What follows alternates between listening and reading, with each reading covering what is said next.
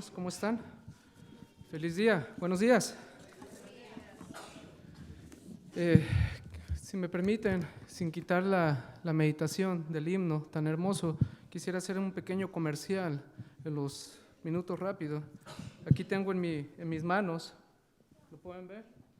Esta es la camiseta oficial, no de la selección de ningún país, de la selección de West Suburban. Esta es la camiseta que vamos a aportar o van a aportar cada uno de ustedes que van a trabajar como voluntarios para nuestro 5K. Así que ténganlo en cuenta, necesitamos voluntarios, hermanos, necesitamos gente que nos apoye para este evento que se va a llevar a cabo el 22 de mayo.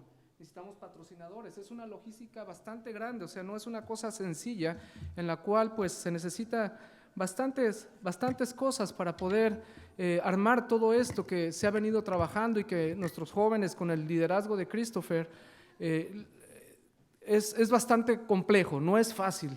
Y yo admiro la verdad la valentía de Christopher al ver cómo su dedicación, su tiempo, su esfuerzo, no cabe duda que los años no pasan en balde y los jóvenes son los que en realidad nos empujan a hacer cosas, y ese es un gran desafío donde en realidad queremos que todos nuestros muchachos, todos ustedes, David, ahí, Billy, Jenny, todos estemos involucrados, desde los niñitos, hermana Loida, vamos a necesitar ahí su presencia también, de todo, ahí necesitamos la presencia de todos, porque vamos a necesitar voluntarios. Así que hermanos, yo ruego a Dios de que todos de alguna u otra manera nos involucremos en este proyecto. Y como saben, también la próxima semana tenemos nuestra campaña en la cual pues vamos a apoyar esta campaña, vamos a apoyar a nuestro pastor, que esta campaña pues sea de una bendición para cada uno de nosotros y para la gente que vengan.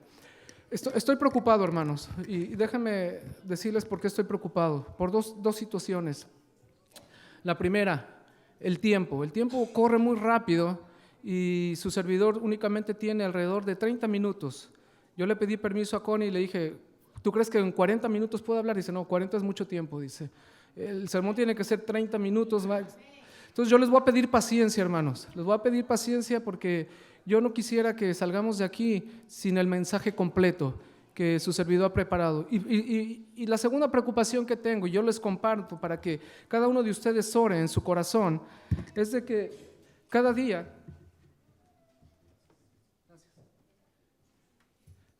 hermanos, para los predicadores es más difícil, escúchame lo que les voy a decir, captar la atención de las personas.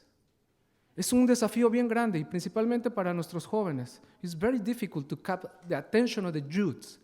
It's very difficult, more when he is not in his own language, Marisol. It's difficult to capture, your attention. So I please, I plead to you guys. I cannot speak in English at all because it's not my first language. Pero yo les suplico que nos concentremos en unos minutos en la palabra de Dios.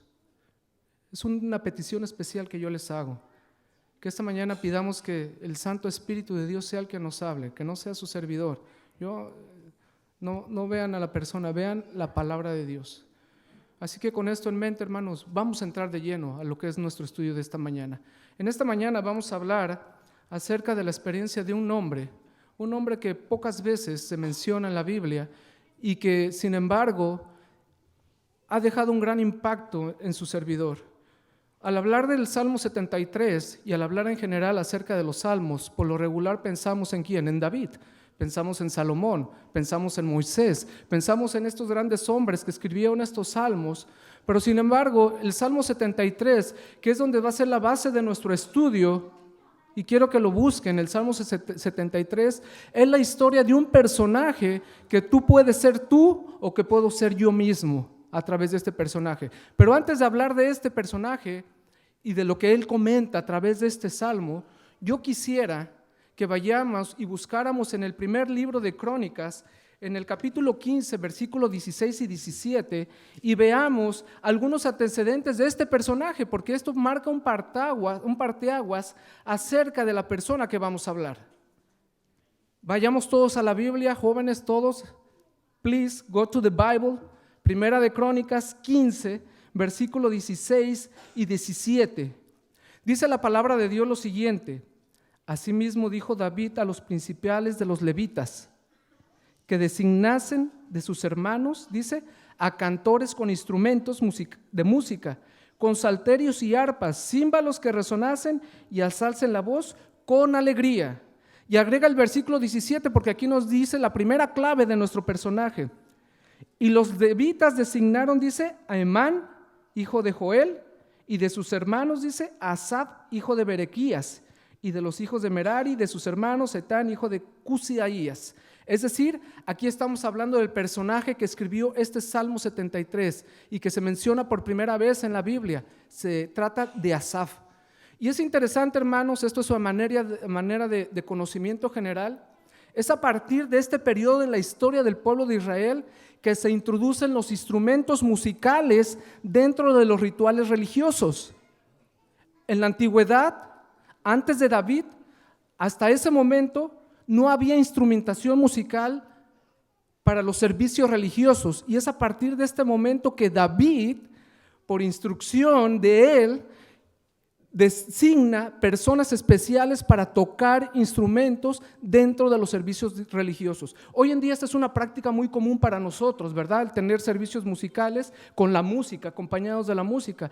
Pero en los tiempos de David, hermanos, esto fue toda una revolución, fue todo un cambio, porque no había existido la música como tal dentro de la adoración del pueblo de Israel. Interesante, vean en el versículo más adelante, en el versículo 16 del mismo libro de Crónicas, en el versículo 5, dice que Asaf también sonaba los címbalos. Ustedes saben lo que son los címbalos, ¿verdad? Las platinetas estas que se tocan, ¿verdad?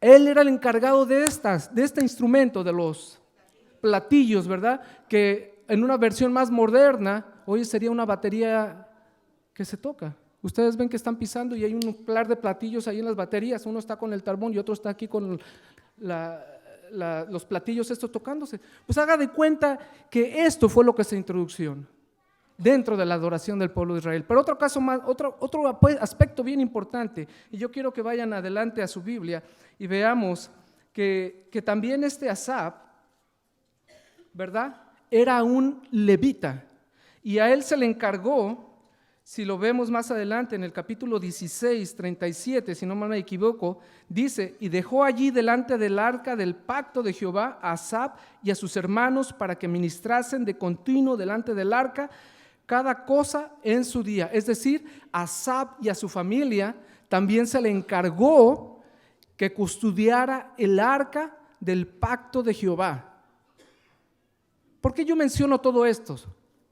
Porque yo quiero que vean la perspectiva de este hombre. Este hombre es un poeta músico, pero además de que es un poeta músico, también es un levita, una persona apartada desde su niñez, desde el principio, para servir en los servicios, ayudando desde pequeños. Ellos ayudaban, ¿verdad?, acarreando la leña, custodiando las ovejas, acarreando el mismo santuario, ¿verdad?, limpiándolo.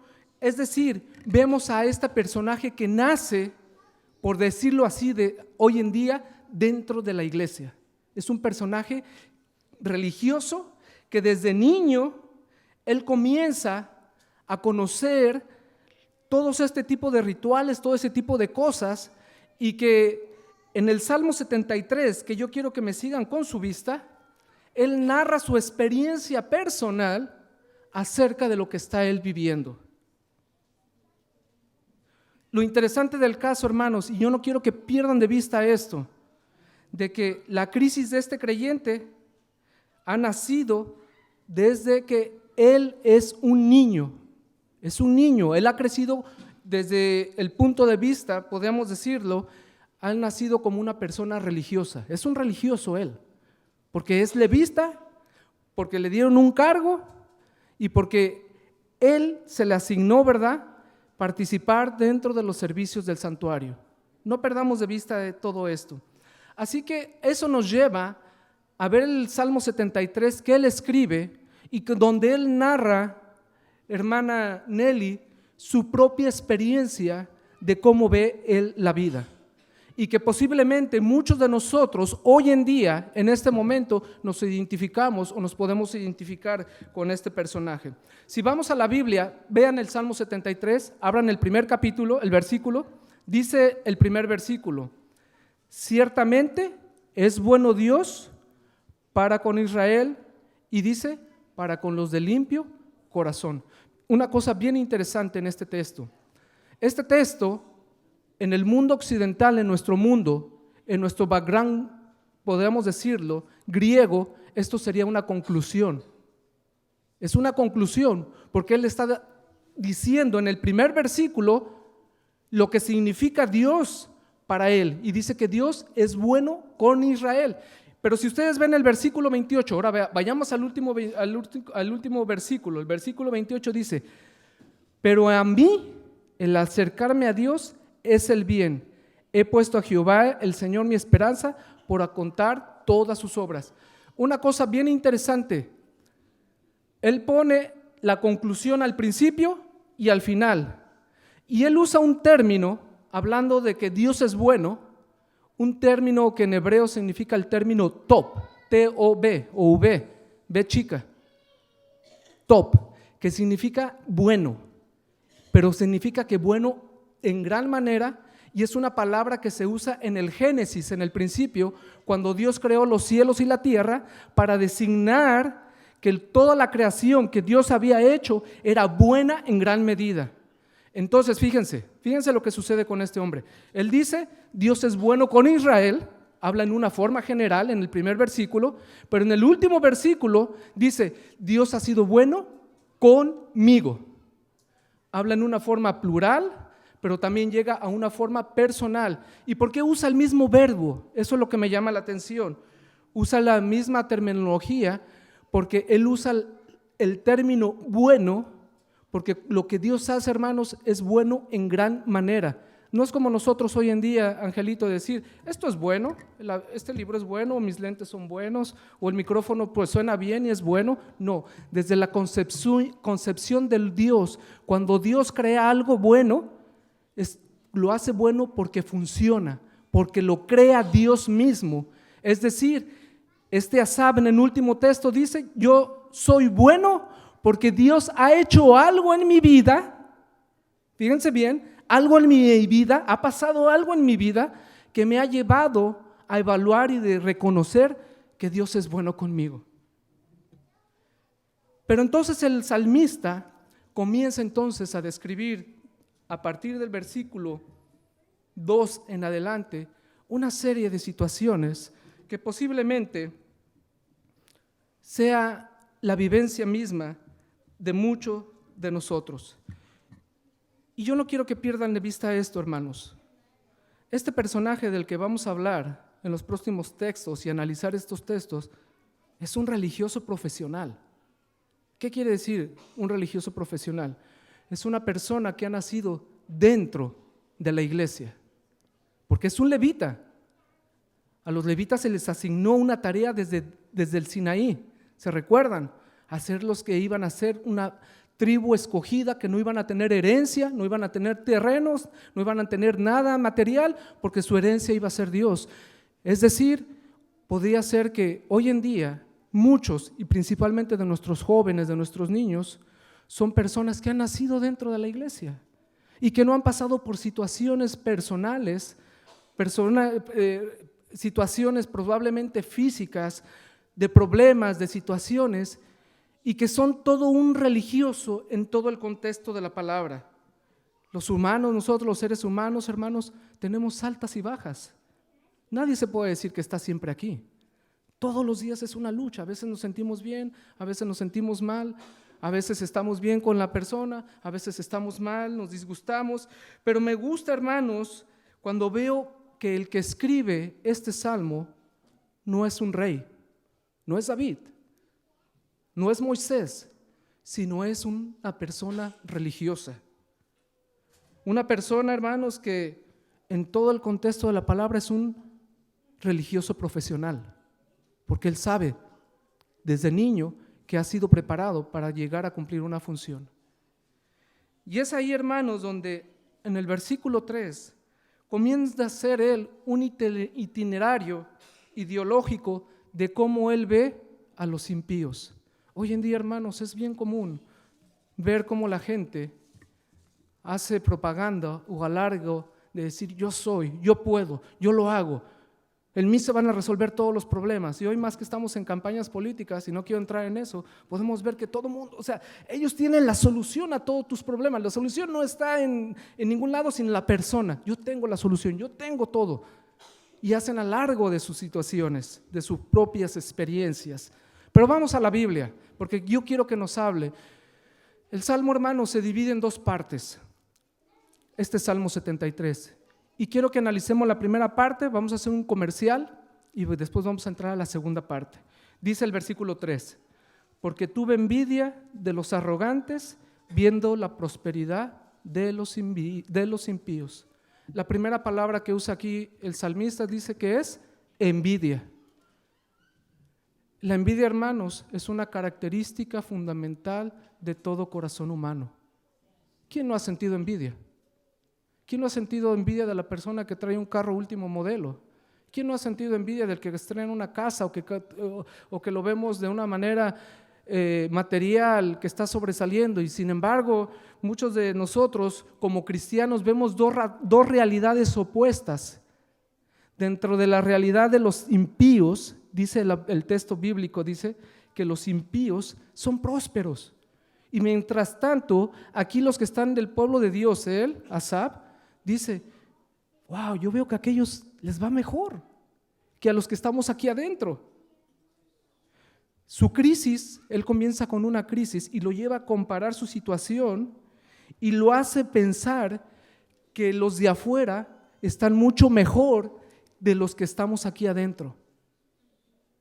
Versículo 4, porque dice, no tienen congojas por la muerte, pues su vigor está entero. Hermanos, interesante este término, la muerte.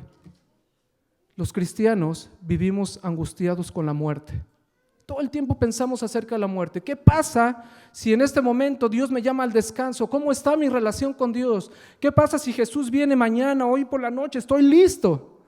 ¿Qué pasa si me sorprende una enfermedad y me lleva a la muerte? Estoy preparado para eso. Vivimos acongojados como la muerte. Pero sin embargo, desde el punto de vista de Asaf, él ve a la muerte que a los impíos no les importa. Ellos no viven acongojados con la muerte. A ellos no les preocupa. Y agrega aún más adelante, si ustedes se dan cuenta, dice, y su vigor está entero.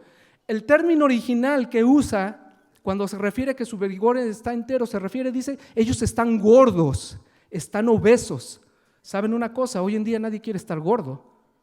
Todos queremos estar delgados. Pero en la antigüedad, el estar gordo, el estar chapeado y con, ustedes saben, ¿verdad?, lleno de vida, era un sinónimo de prosperidad. Era un sinónimo de ver, oh, mira, esa persona está bien llenita, oh, ese está bien sano, él no le pasa nada. Sin embargo, el salmista comienza a ver en otros lo que no tiene él, lo que él no está viviendo. Dice el versículo 5, y vamos más rápido porque el tiempo me está ganando. Dice, no pasan trabajos como los otros mortales, ni son azotados como los demás hombres. No pasan trabajo. Cuando un israelita menciona acerca del trabajo, lo primero que viene a su mente es cuando ellos fueron esclavos en Egipto. Cuando en Egipto lo único que recibían eran latigazos, patadas, trancazos, escupidas, insultos verbales. Y eso es lo que viene él a su mente, recordarle a él lo que ellos vivieron en Egipto cuando fueron esclavos. El pueblo de Dios se da cuenta que ha pasado por tantas dificultades, su pueblo mismo como tal ha pasado por tantas dificultades, pero que él ve que ahora en estos impíos, dice, ellos no pasan ningún trabajo y ni siquiera son azotados, no pasa nada. Y ahí es donde empieza él a hacer toda una especulación dentro de su mente acerca de cómo ve la vida. ¿Por qué, Señor?, se puede preguntar? ¿No somos tus pueblos nosotros? ¿A poco no somos nosotros los elegidos? ¿No te has preguntado tú, Señor, pero por qué los de afuera y por qué nosotros tenemos que pasar por esta situación? ¿Acaso no somos nosotros pueblo tuyo? Él veía a través de los hombres aquellos la situación que él había pasado, esclavismo, insultos, la muerte. Este hombre comienza a entrar en una verdadera crisis de fe. Dice el versículo 6, síganme con la vista. Por tanto, la soberbia los corona y se cubren de vestido de violencia. En los términos originales, él usa ahí dos palabras bien bonitas. Él usa el vestido y usa el collar. ¿Saben una cosa? El collar era una joya que los pueblos que circundaban a Israel, incluso dentro de los mismos judíos, era una pieza que embellecía a la persona y la gente lo portaba como una prenda, ¿verdad? De decir, bueno, yo quiero lucirme, como hoy en día podemos decirle un vestido también. Pero sin embargo, para este Asaf era todo lo contrario. El collar o la vestimenta que veían los hombres, para él lo asfixiaba, lo ahogaba. Era una situación contraria a lo que realmente tenía su significado. ¿Por qué? Porque era señal de prestigio. Era una señal en realidad donde demostraban su bienestar físico, material, pero sin embargo para él era algo que lo estaba atormentando, lo estaba ahogando el mismo collar. Y dice el versículo más adelante, el versículo 7, síganme con la vista, vean la palabra de Dios. Yo voy rápido, estoy omitiendo ciertas palabras porque el tiempo corre. Dice, los ojos le saltaban de gordura, lograban con creces los antojos de su corazón. Los ojos. Hermanos, los ojos son la expresión del ser humano. Yo ahorita ya no veo de lejos, no los puedo ver, tengo que ponerme los lentes. Pero si yo los veo de frente y de cerca, y yo veo los ojos de mis hijos, de Angelito, de allá los jóvenes, Jenny, yo veo los ojos, yo puedo ver muchas veces a través de los ojos la felicidad o la tristeza o la problemática, lo de lo que está pasando. Y él veía que estos ojos de estos hombres eran ojos altaneros. Y entonces a su mente él pensaba y decía dentro de sí, ¿por qué Dios permite? ¿Por qué Dios deja? Si es todo Dios todopoderoso, ¿por qué a estas gentes, verdad, que no conocen a Dios como yo lo conozco supuestamente, dice, logran con creces todos los antojos de su corazón? ¿Saben una cosa, hermanos? Este hombre entra en una verdadera crisis de fe, como posiblemente muchos de nosotros en muchos momentos de nuestra vida hemos entrado en crisis de fe, de dudar, de pensar. ¿Y saben por qué entra la crisis de fe? Porque la crisis de fe comienza, Angelito, no cuando yo comienzo a pelear con alguien afuera o con un hermano, sino cuando yo empiezo a ponerme a cuestionar a Dios. Cuando las cosas que yo quiero que sean como yo quiero, Mari, no salen como yo quiero, como yo quisiera que se resultaran, entonces yo comienzo a dudar acerca de Dios. Y ahí yo entiendo, en una forma hipotética, que Dios no está actuando como yo quisiera que actúe, y entonces viene la crisis de fe. Ustedes han pasado por eso, yo he pasado por eso, que ustedes ruegan, piden, hacen esto y el silencio de Dios está aquí, no pasa nada. Y sin embargo, entonces empezamos a ver a los de afuera y vemos, wow, ellos progresan, a ellos les va bien, ellos no tienen los problemas que estamos pasando nosotros. Pero sin embargo, él llega a su clímax. Vamos al versículo 9, porque el tiempo nos lleva adelante. Dice, ponen su boca contra el cielo y su lengua se pasea por la tierra. En pocas palabras, ellos blasfeman contra Dios. ¿Saben qué? Yo cuando crecí desde niño, a mí me enseñaron a respetar obviamente a los adultos, a los ancianos, pero respetar a Dios. Respetar a Dios. No decir malas palabras, no bofetear chistes, no, ¿verdad? No decir cosas groseras, grotescas que salgan de la boca de uno. Eso lo enseñan a uno le enseña a los hijos, no digas malas palabras, cuídate de decir, y mucho menos contra Dios. Y sin embargo, él ve en los impíos que estos impíos hablan con altanería, es decir, blasfeman contra Dios y no les pasa nada, desde la perspectiva de este salmista. Y vamos al versículo 11 y 12, porque vamos a ir cerrando esta primera parte. Dice el 11 y 12, lo voy a tratar de resumir. Dice, y dicen, ¿cómo sabe Dios? ¿Y hay conocimiento en el Altísimo? He aquí los impíos, sin ser turbados del mundo, alcanzaron riquezas. Hermanos, dentro de la concepción de la mente de Asaf, del salmista, él rebaja la imagen de Dios a la imagen de los demás pueblos. Es decir, él se pregunta, ¿sabe realmente Dios algo?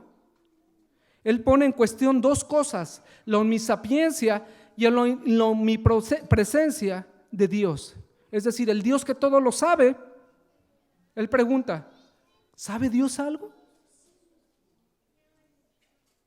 Él baja a Dios al nivel de los otros pueblos. Algo que tenía él muy presente en su mente. Cuando él estudiaba la Torá, cuando leía los mandamientos, claramente se le había enseñado, no tendrás dioses ajenos delante de mí, no te harás imagen alguna. Y sin embargo, dentro de su concepción, de su pensamiento, él imita a Dios. ¿Sabe realmente algo Dios? En el versículo 12, él habla de que estas personas, estos impíos, sin ser turbados, alcanzaron grandes riquezas. Es decir, tienen todo. Él ha hecho todo un recorrido, hermanos, y vemos a partir del versículo 3 hasta el 12, hacen todo un recorrido psicológico, existencial, relacional con la divinidad. Ha hecho un recorrido de su propia experiencia, de cómo ve él a los impíos y cómo se ve él mismo. Y al final de cuentas, quiero que echen a volar su imaginación, él termina diciendo, hermana Loida, ¿vale la pena creer en Dios? ¿Vale la pena ser un creyente? Hermanos, este salmo a mí me fascina porque yo me identifico con él. Yo muchas veces he puesto en duda a Dios. Yo no sé, jóvenes, ¿han puesto en duda ustedes alguna vez en Dios? ¿Ustedes han puesto? Yo lo he puesto en duda.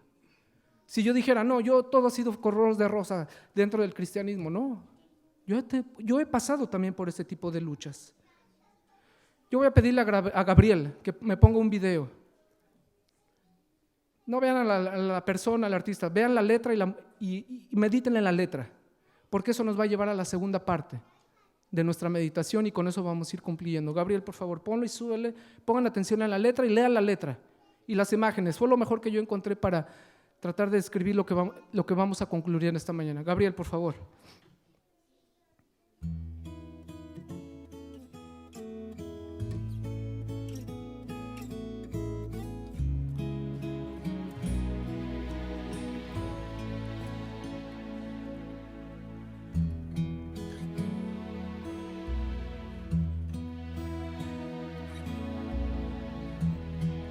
Cuando nadie me ve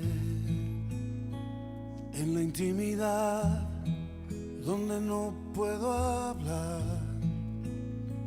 más que la verdad, donde no hay apariencias,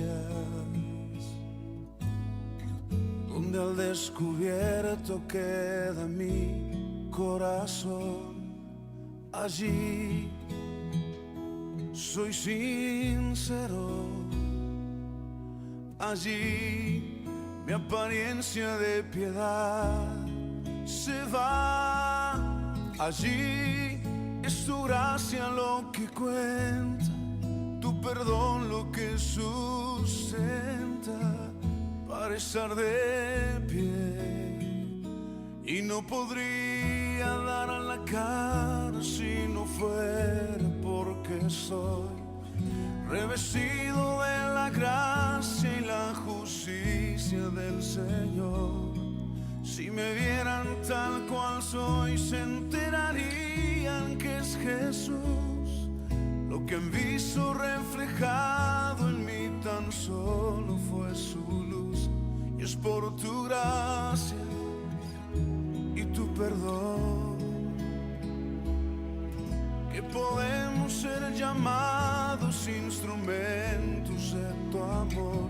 Y es por tu gracia y tu perdón.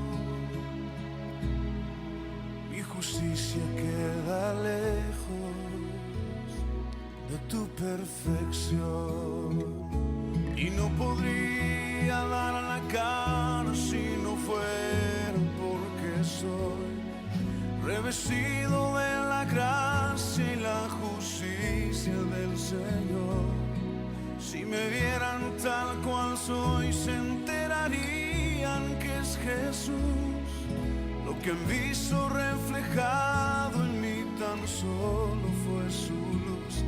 Y es por tu gracia y tu perdón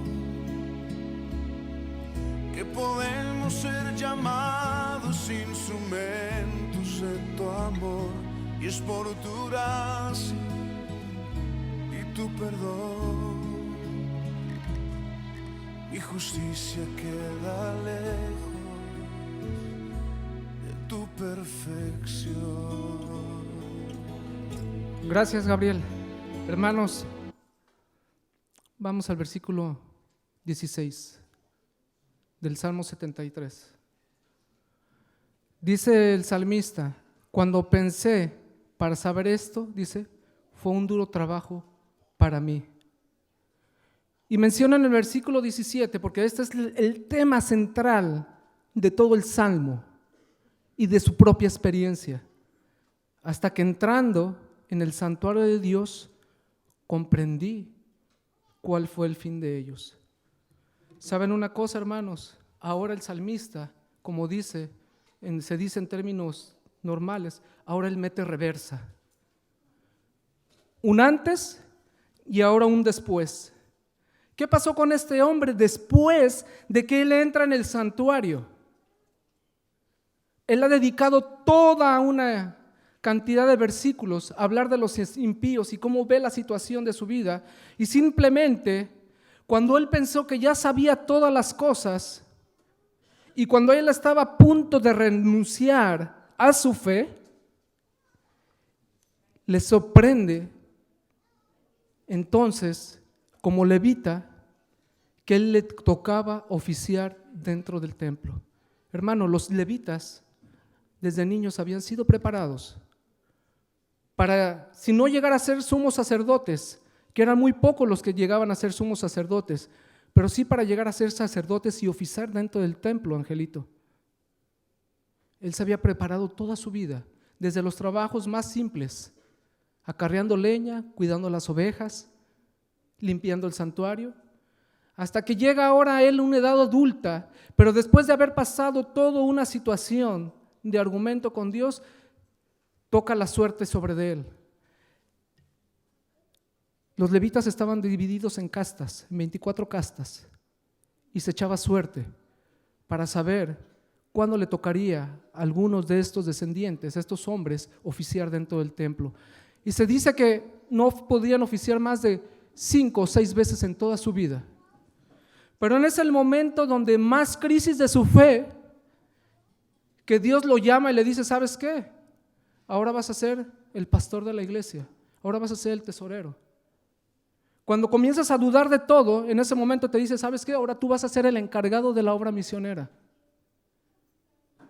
Cuando tú estás en el punto que ya no crees en Dios, ya no confías en Dios, ahora en ese momento le dicen, en el peor momento de su crisis, le dicen, ¿sabes qué? Te toca oficiar y entrar en el santuario de Dios. ¿Y qué significaba eso, hermanos? Probablemente para nosotros no tiene mucho significado, pero dentro de la concepción hebrea, ellos ven el arrepentimiento como una cuestión física. Nosotros muchas veces lo vemos como una cuestión intelectual. Es decir, me equivoqué hoy, en la noche voy, oro a Dios y le pido perdón. No, para la concepción hebrea, para el judío, cuando alguien cae en pecado es porque tiene que estar dentro del pecado. Cuando alguien está mal en el error es porque está dentro del horror, lo está viviendo, y él lo está viviendo en carne propia. Él está viviendo esta realidad. Pero dice el versículo, hasta que entrando en el santuario de Dios, comprendí. ¿Qué pasó ahí, hermanos? ¿Qué pasó ahí en el santuario? ¿Qué fue lo que sucedió?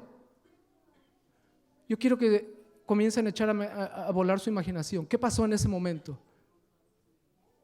Lo llaman a él, ya había visto, ha sido practicante, y le dicen, te toca, Asaf. Toma en sus manos al cordero, sin mancha, ve los ojos de ese cordero, lo pone sobre la mesa, y entonces su mente comienza a revolotear, confiesa los pecados del pueblo en el continuo, y ustedes saben de esto. Sacrificio en la mañana o en la tarde. Deposita sus manos y entonces le dan el cuchillo y le dicen, toma, degolla a la víctima. Yo quisiera pensar que por ese momento Asaf en su mente se pone nervioso. Me imagino que se pone a temblar. ¿Cómo es de que él va a sacrificar una víctima inocente? Y probablemente en ese momento él piensa salir corriendo, llorar, gritar y decir, no, yo no estoy para esto, yo no estoy para servir a Dios, esto no es para mí. Pero sin embargo, cuando él degolla a la víctima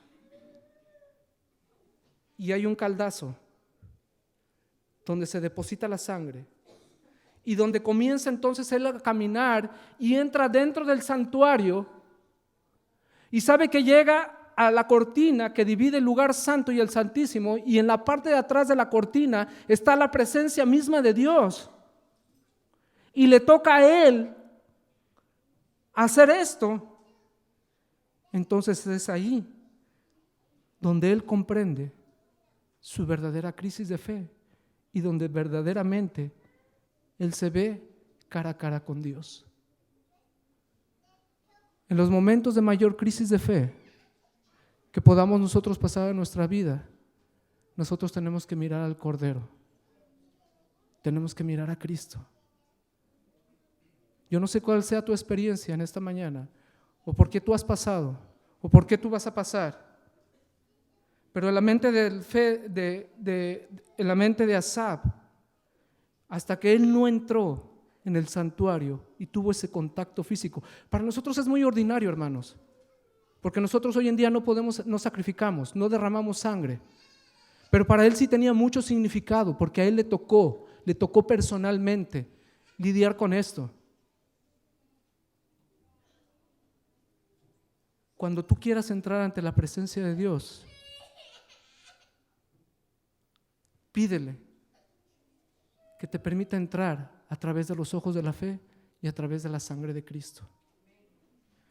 Dice el libro de Hebreos que no es con la sangre de machos cabríos ni de becerros, sino con la propia sangre de Cristo entró una vez para siempre en el lugar santísimo para que nosotros pudiéramos tener redención.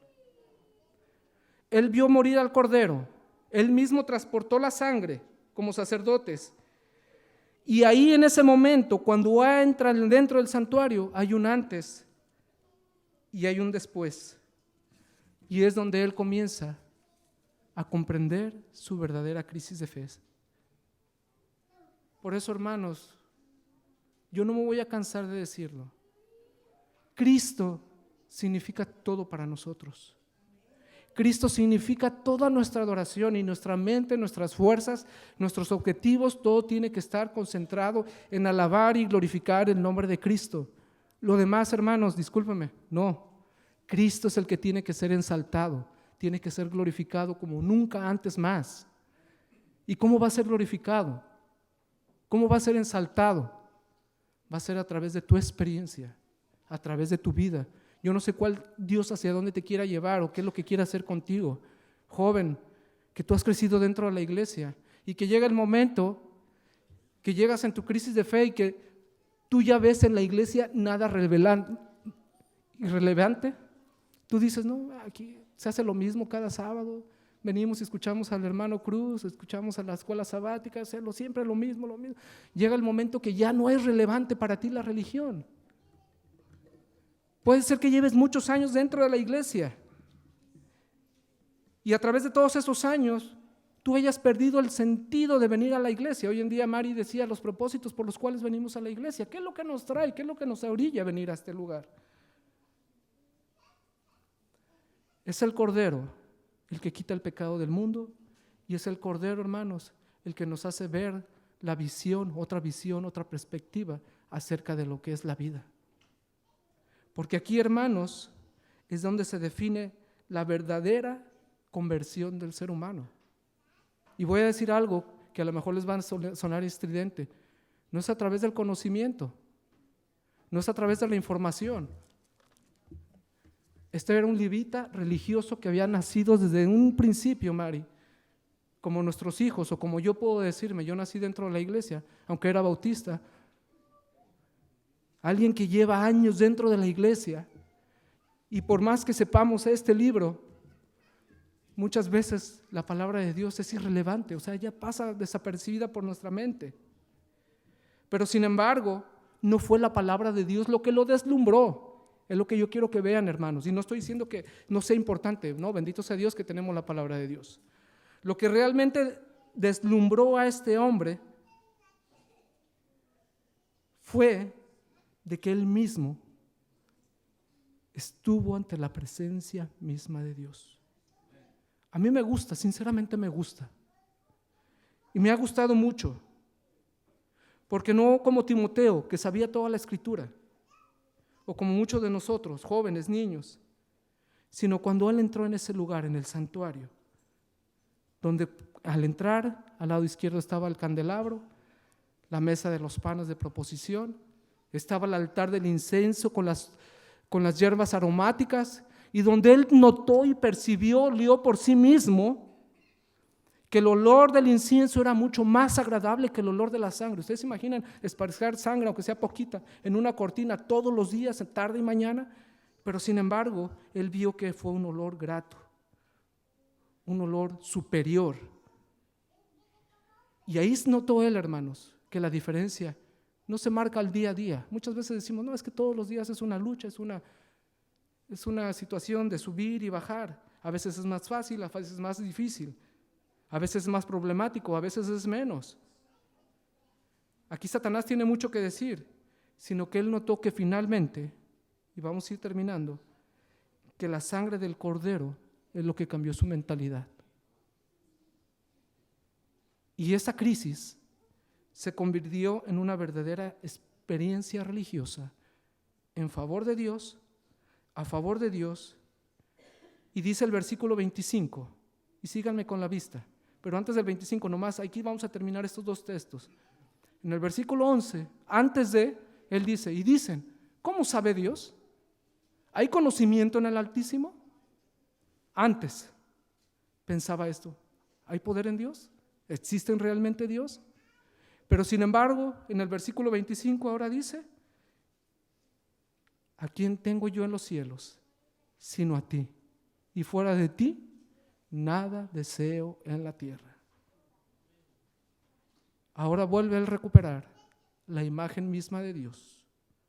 Un Dios todopoderoso. Un Dios, hermanos, que a pesar de que muchas veces hay silencio en él, porque hay silencio, ahí hubo silencio de Dios, ahí Dios ni siquiera contestó. Como en el caso de Job, cuando pasó por su experiencia, que Dios le contestaba. A él no le contestaron.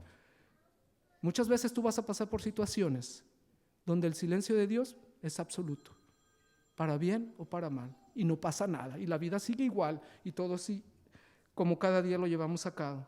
Pero querido hermano, cuando Él se acercó, transportando la sangre del Cordero, ahí comprendió su verdadera realidad.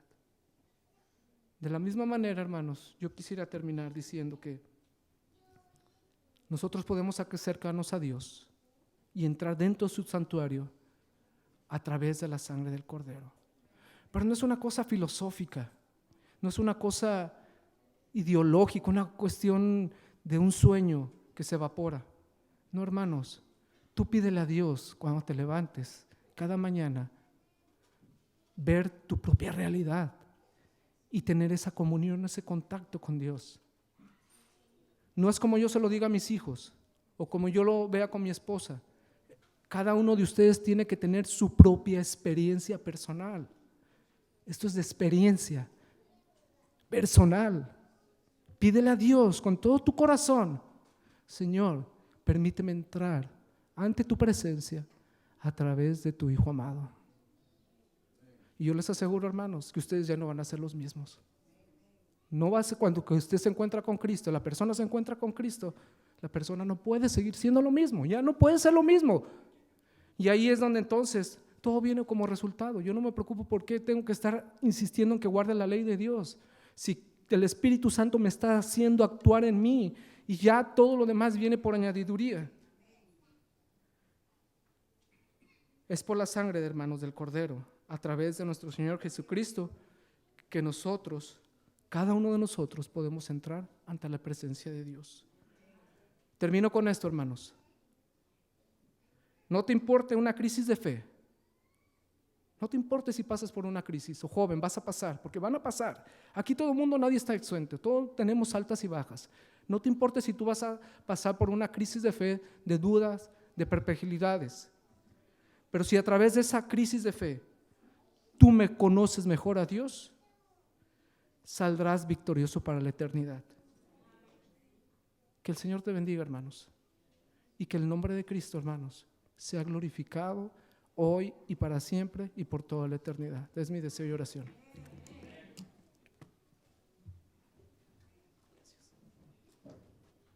Hermanos, ¿cuánto estamos agradecidos por el mensaje de ahora?